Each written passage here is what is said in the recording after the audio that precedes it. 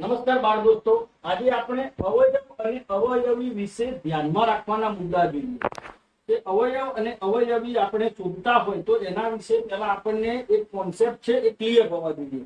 તો એના જે સંદર્ભો છે એ હું તમને જણાવવા જઈ રહ્યો છું. તો સૌપ્રથમ આપણે અવયવના જે સંદર્ભો છે એ જોઈએ. તો અવયવનો પહેલો સંદર્ભ એવો છે કે કોઈ પણ સંખ્યાનો નાનામાં નાનો અવયવ એક છે. કેટલો છે? એક. એક એટલે સંખ્યા પોતે, એકડો, એકડાની વાત છે.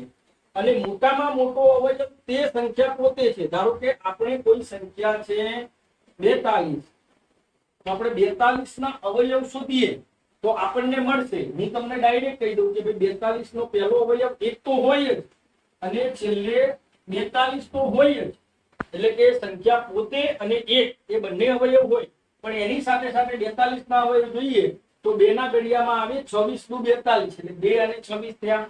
3 ના ઘડિયામાં આપણે જોઈએ તો 14 તેરી 42, એટલે 1 2 3. હું લખીશ 14 અને 26 પણ આગળ લખીશ. પછી 4 ના ઘડિયામાં જોઈએ તો ના, 4 એ 42 ને નિશેષ ભાગી શકાય નહીં, 5 એ ન ભાગી શકાય, 6 એ ભાગી શકાય. તો આપણે જોઈએ કે 6 સત્તા 42, એટલે 6 7.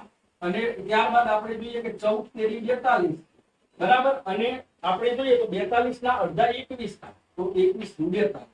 એટલે કે 1 2 3 6 7 14 21 અને 42 છે એ આપણે જોઈએ તો 42 ના અવયવ છે. હવે 42 ના અવયવમાં મેં તમને વાત કરી એ પ્રમાણે કે નાનામાં નાનો અવયવ એક છે. તો તમે અહીંયા જોઈ શકો છો કે નાનામાં નાનો અવયવ છે તે એક છે, અને મોટામાં મોટો અવયવ તે સંખ્યા પોતે જ હોય છે. એટલે કે કોઈ પણ સંખ્યાના જ્યારે અવયવ શોધીએ ત્યારે એ સંખ્યા કરતા મોટી સંખ્યા આવી શકે નહીં. છેલ્લામાં છેલ્લો એ સંખ્યા છે એ પોતે જ મોટો અવયવ હોય. હવે આપણે બીજું એનો એક સંદર્ભ છે એ જોઈએ, નિયમ જોઈએ કે અવયવ હંમેશા ગણી શકાય એટલા હોય છે. ઘણી વખત આપણે જોઈએ તો આમાં 1 2 3 4 5 6 7 અને 8 અવયવ આપણને જોવા મળ્યા. 20 હોય, 15 હોય, 17 હોય, પણ એ ગણી શકાય એટલા હોય. ક્યારે અનંત અવયવ હોય નહીં. તો દરેક સંખ્યાના અવયવ ગણી શકાય એટલા હોય છે. ત્રીજો મુદ્દો, જો બે જ અવયવ હોય, એટલે કોઈ સંખ્યાના બે જ અવયવ હોય તો તે સંખ્યા અવિભાજ્ય હોય. આપણે ઉદાહરણ સાથે સમજતા જઈએ કે ભાઈ બે જ અવયવ, એટલે માની લો કે અહીંયા તમે એક સંખ્યા હું લઉં છું 43, 43. હવે આ 43 સંખ્યા એવી છે ને કે જે અવિભાજ્ય સંખ્યા છે. એના માત્ર બે જ અવયવ હોય, એટલે એક અને એ સંખ્યા પોતે. તો 43 ના તમે ભાગ પાડો ને એટલે ક્યાંય ભાગ ના પડે, 43 એટલે 43. તેમાં બે જ અવયવ એટલે કે સંખ્યા પોતે અને એક હંમેશા દરેક સંખ્યાનો અવયવ બને. એવી જ રીતે તમે ઉદાહરણ લેવું હોય તો 17 નું પણ લઈ શકો. તો 17 માં પણ જુઓ, 17 * 17, તો 17 અને 1 બે જ અવયવ હોય.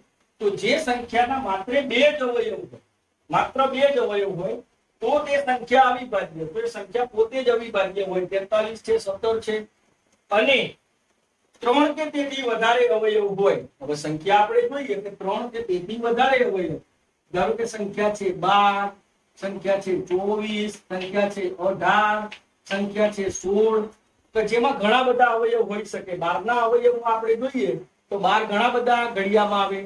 1 2 ના ઘડિયામાં 2 6 12, 3 ના ઘડિયામાં 3 4 12, 4 ના ઘડિયામાં 4 તેરી 12, 6 ના ઘડિયામાં 6 દુ 12, અને 12 એકુ 12.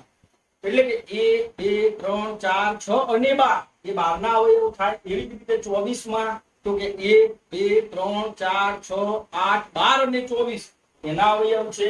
18 માં જુઓ તમે કે 1 ના ઘડિયામાં તો 18 એક 18, 1 અને 18 તો છે, પણ 2 9 18 થાય અને 3 6 18 થાય, તો એ પણ એના અવયવ છે.